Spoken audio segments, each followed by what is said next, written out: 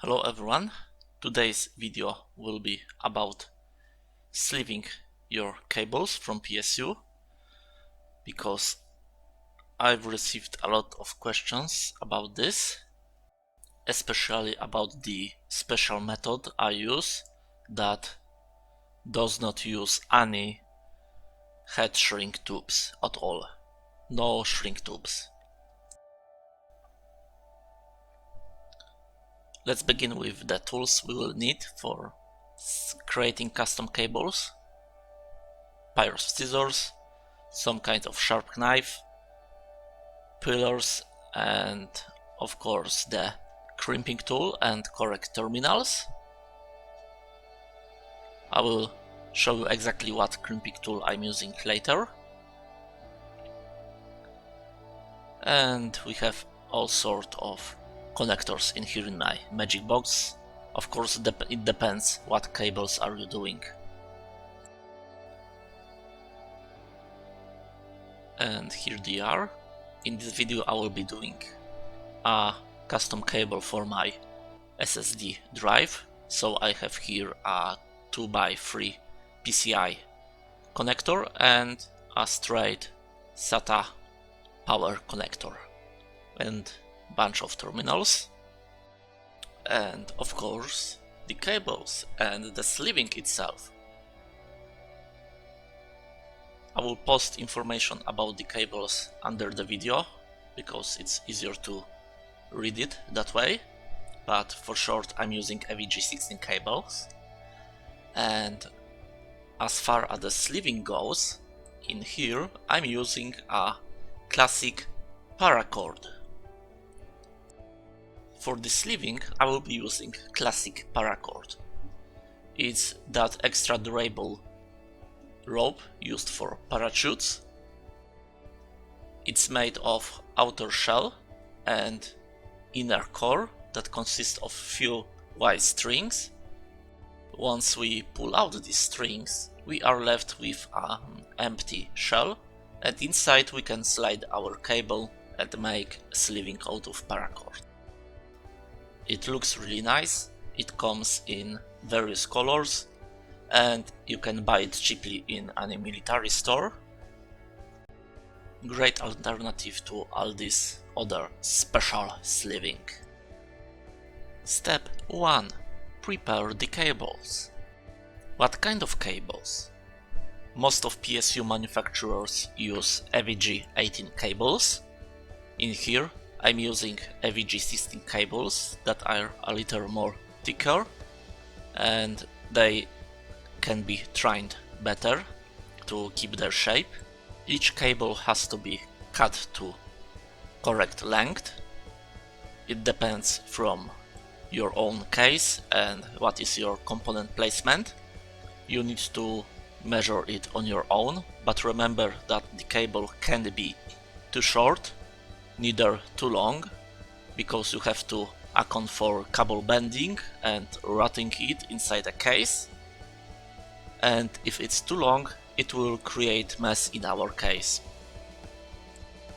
But if anything, you can always make the cable a little bit longer than needed, let's say 5 cm to 10 cm, because if it's too short, you can't do anything, you can't fix it. And if it's too long, you can always just stuff it inside your case somewhere. Step 2. Put on the terminals using crimping tool. What kind of crimping tool?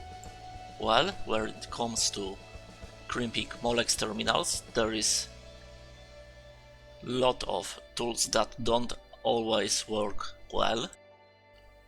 If you look around, you will find out that original Molex crimping tools are insanely expensive. Then you will find some special crimping tools for PSU sleeving, MDS something I don't even remember, that are also expensive because people claim they have some kind of special parts in them. Personally, I really didn't like the idea of spending $60 on a tool that I will use only once per year or per 2 years. That's why I looked for alternatives. What you are looking at now is a Chinese crimping tool called BSN48B. It costs like 15 bucks on Chinese website like AliExpress or Banggood. When you are looking for a crimping tool, the most important part is that it must have this kind of double teeth jaw. Yep, there are 3 sets of teeth, 1.5, 1.0 and 0.5, and in each set of teeth you can see there is a larger hole and a smaller hole. The larger one is for the insulation and the smaller is for the wire itself. It is the most important detail about crimping tool, because most of crimpers have only one set of teeth and they won't properly work in with Molex terminal. For AVG 16 and AVG 18 cables, and for both my Molex and SATA terminals, I will be using the middle tooth that had 1.0 symbol under it. If you are concerned about the quality of tool and how it works with terminals, just look at the photo. The insulation is not damaged, the wire is nicely formed together with the pieces of terminal. For me, this is really great job for a 15 bucks tool. Okay, so let's begin. First we need to take our terminal,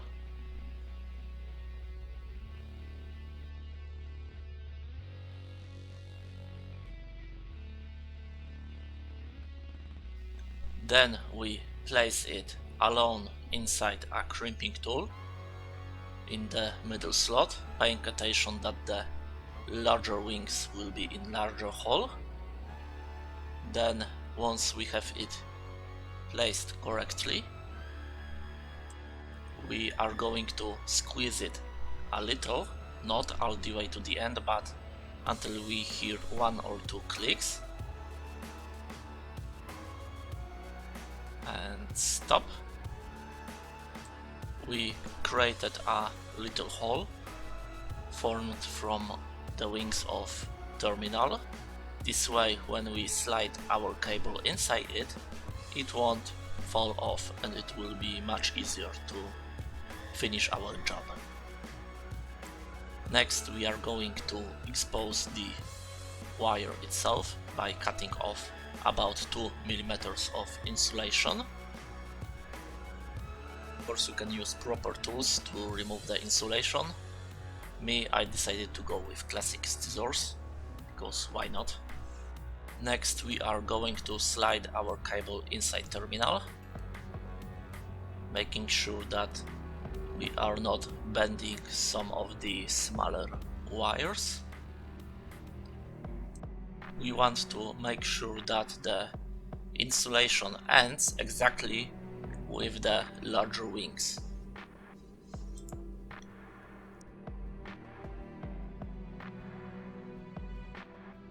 After that, we are placing it inside our crimping tool once again, aligning it correctly with the teeth again, and once it's in, we are squeezing all the way down until it automatically releases, and that's it. We have our first connector done. Look at its nice shape. The larger wings are biting into insulation, the smaller wings are wrapped around the wire itself. Let's do it again. First, we are cutting off a little bit of insulation, about 2 mm of it.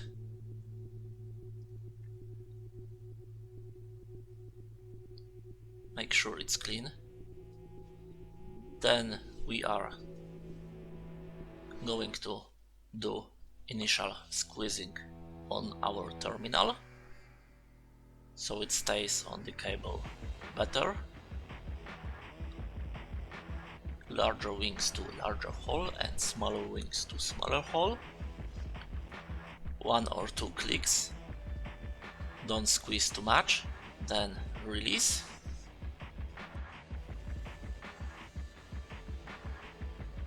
Next we are sliding cable inside the terminal.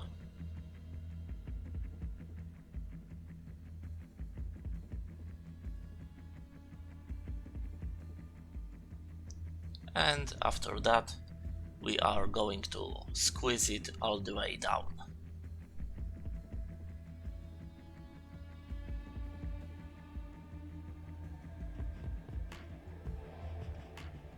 All done.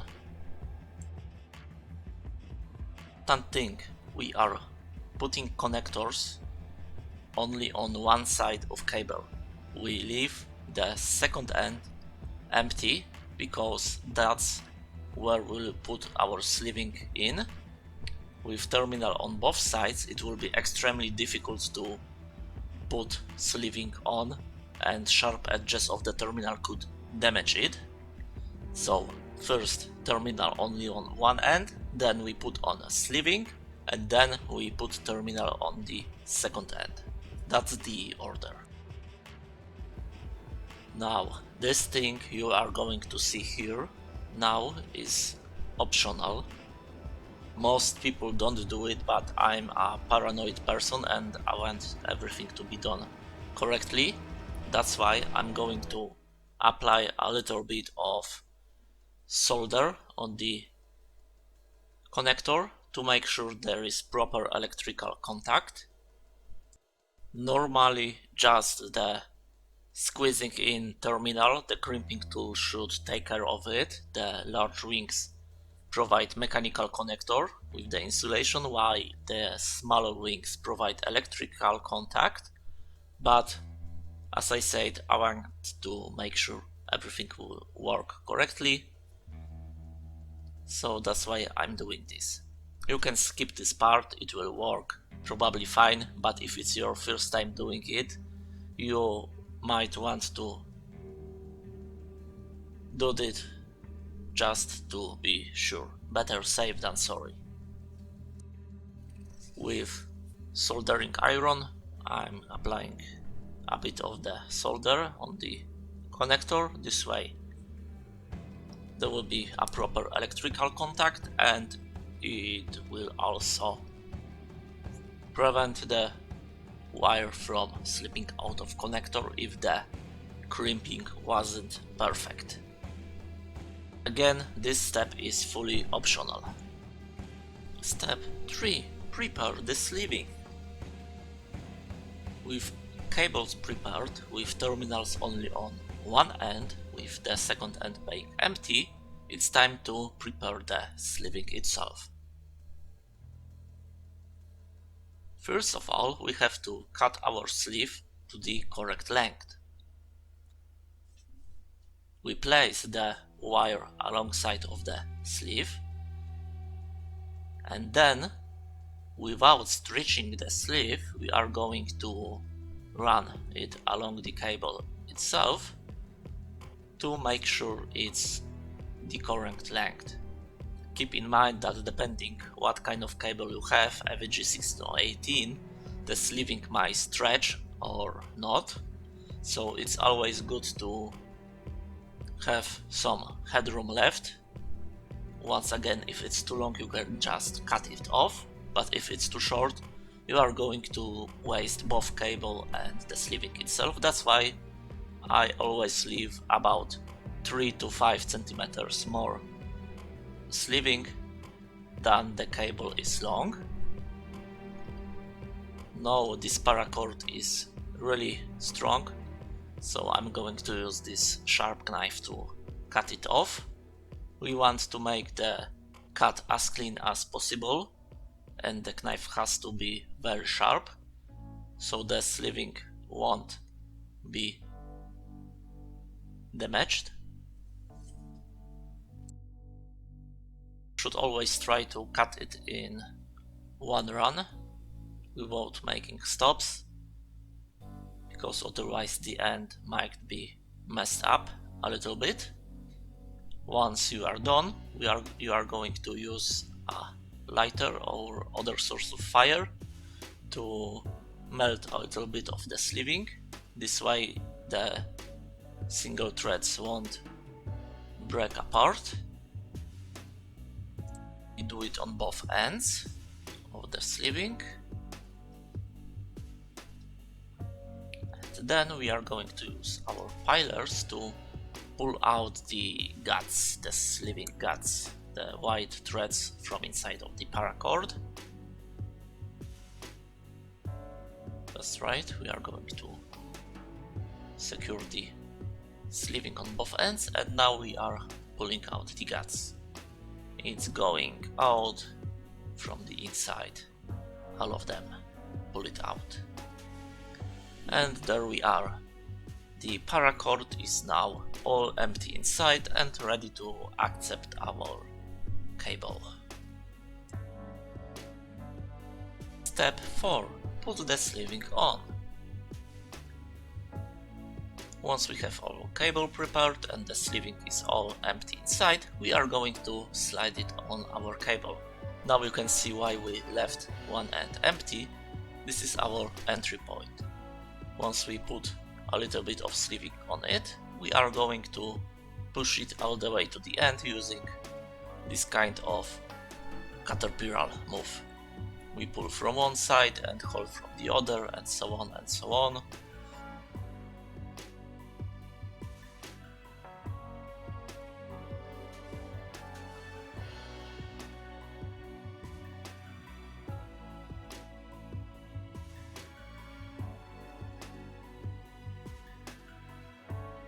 When putting the sleeve on, we want to be careful to not let it go over the terminal on the other end, because it can get hooked up on the sharp edges.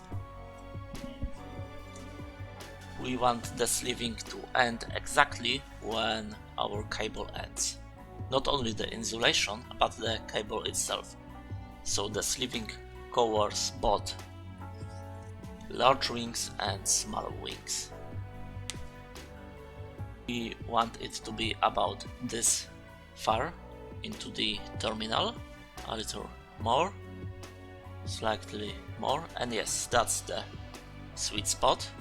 Now we are going to grab it firmly at one end and then stretch our sleeving along the cable all the way to the end. Make sure it's stretched fully and it fits the cable nicely. We are going to do it a few times. Now I'm going to show you how to secure our sleeve on the cable without using any heatshrink tubes. Step 5. The heatshrink tube less method. Instead of heatshrink tubes, I'm going to use a simple thread. Well, not really simple. It's kind of special thread used for sewing thick leather together. It's a nylon thread, very strong. So when you are going to look for it, just ask around in sewing supply stores for a strong nylon thread for leather. That was the first part of the method. The second part is how we are going to wrap our thread around the sleeving. We are going to use a self-tightening knot to wrap our thread around the sleeving. It might seem complicated a bit at first, but it's very simple once you do it a few times. Basically, when we do it, we will only pull one string and the loop we created around the sleeving will tighten itself like this. Extremely easy with extremely durable thread. We can really keep it on our cable without problem. And here's the instruction how to do this kind of knot. It's called tautline hitch. Try it a few times and it's really easy to remember after a few minutes of practice. So once we have our loop done, we put it around our sleeve right at the end of it, and then we start pulling the thread and tightening the knot. The loop closes, and this is it. This is how we are going to keep our sleeve on cable without single heatshrink tube. You can see now that I'm pulling really strong to make it as tight as possible. The nylon thread is extremely durable, so it doesn't break. It's perfect material. To make it easier to understand, I made a schematic. I just love schematics. Black part is cable, the insulation. The red is our sleeving, and we have terminal.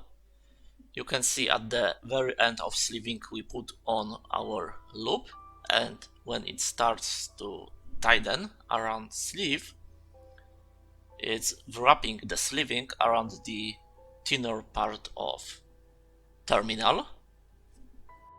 Sleeving wrapped around our terminal like this, if we try to pull it off, it simply won't come off because of the diameter difference. Simple and effective, just as I like it. All that is left to do is cut anything that is left from the thread, and we are done with this end. All clean, all nice. Now we are going to finish the second end. Before that, we are making sure the sleeving is stretched correctly over the cable, and now we need to feel where the cable ends. This will be the cutting point.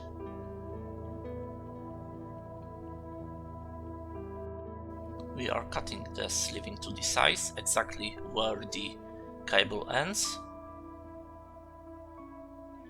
Again, we are going to mold a little bit of it with lighter. And now we are going to pull off the sleeving to expose our wire.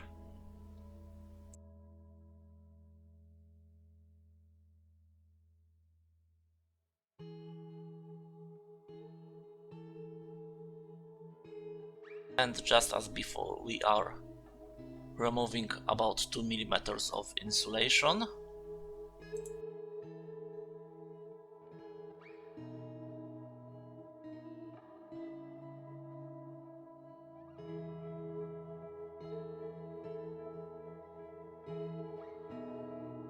This time we are using a SATA terminal, but it works exactly the same as the Molex terminal.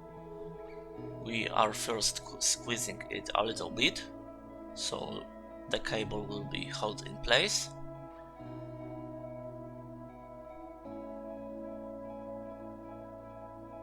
Sorry for the camera angle.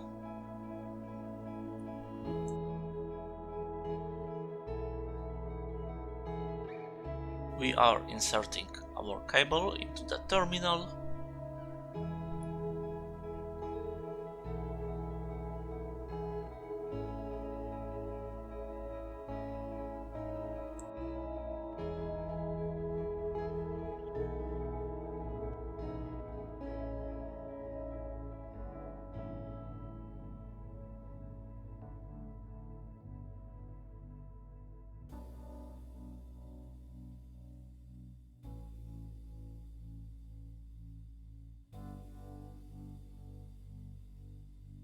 And then we are squeezing it again, but this time all the way down.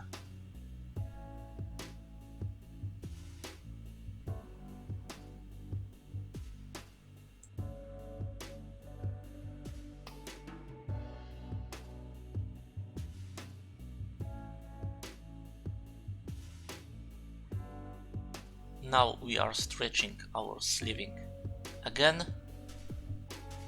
we cut it to the size so it will fit perfectly.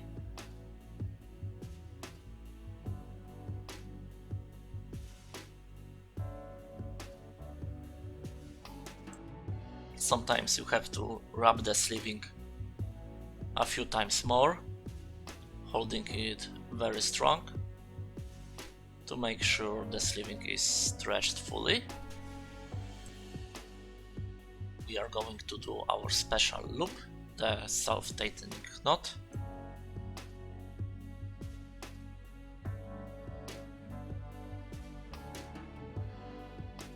Put the loop around the sleeve and pull strongly. The thread is very strong, you can safely pull it without breaking it.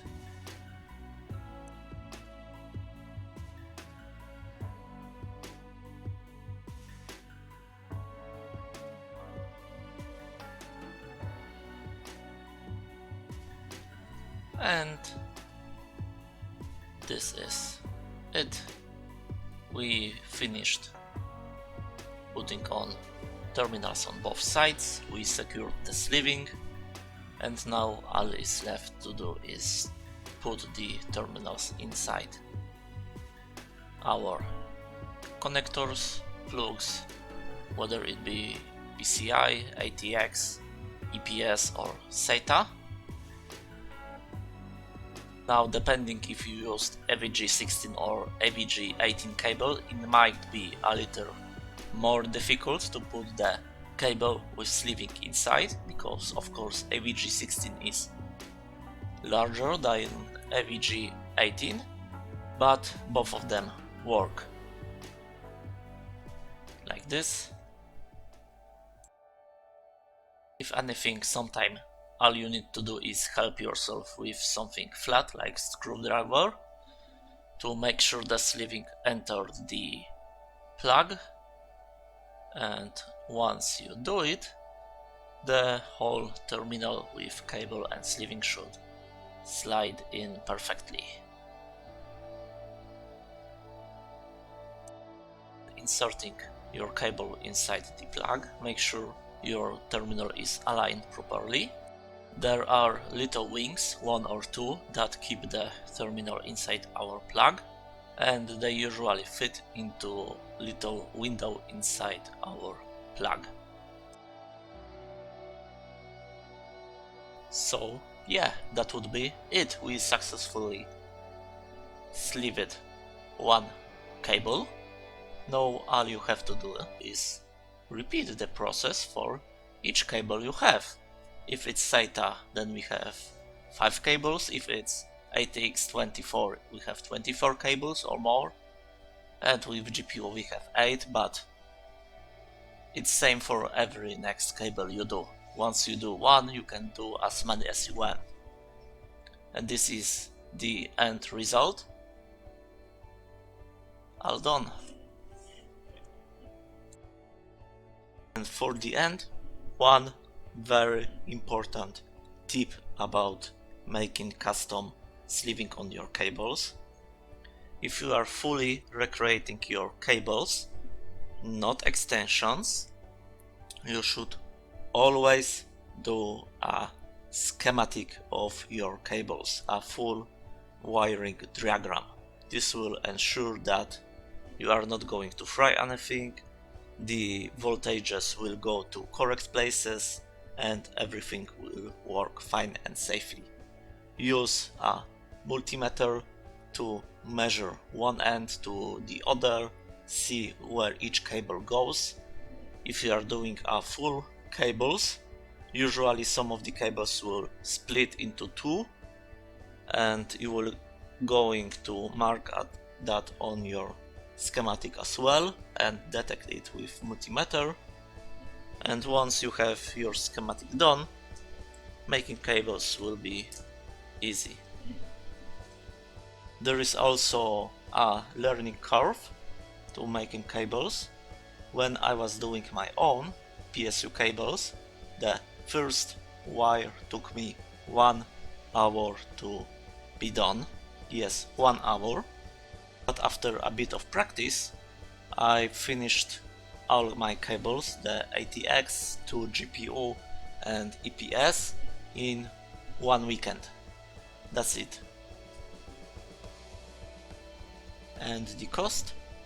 Much cheaper than alternatives, even including the crimper itself, the sleeving cables, terminals, everything. Hope you learned something new today. Thanks for watching. If you liked it, please subscribe, share and like. And since this topic of sleeving cables can be complicated at first, feel free to ask any questions under my video and I will try to answer them in timely manner.